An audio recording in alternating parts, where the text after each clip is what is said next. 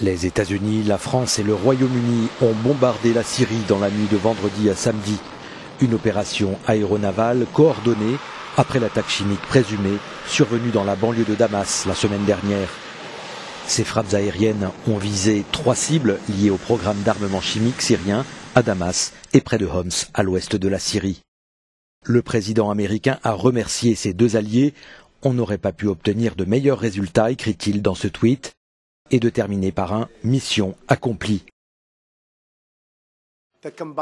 La réaction combinée des Américains, des Britanniques et des Français à ces atrocités intégrera tous les instruments de notre puissance nationale, militaire, économique et diplomatique.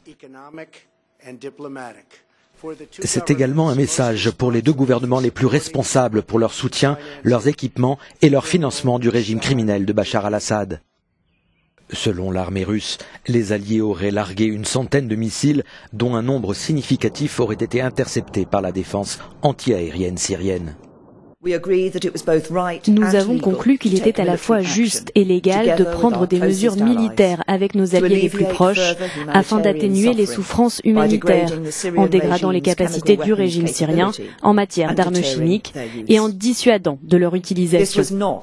Il ne s'agissait pas d'interférer dans une guerre civile, il ne s'agissait pas non plus d'un changement de régime.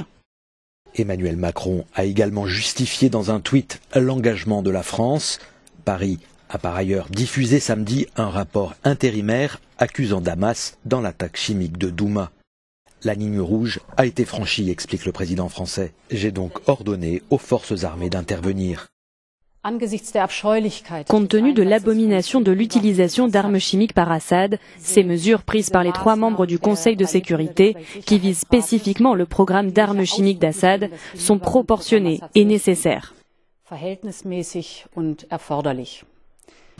En Italie, le président du Conseil est également monté au créneau pour soutenir la coalition. Je crois qu'après un siècle, après la fin de la Première Guerre mondiale, nous ne pouvons accepter l'idée de l'utilisation d'armes chimiques dans les conflits actuels.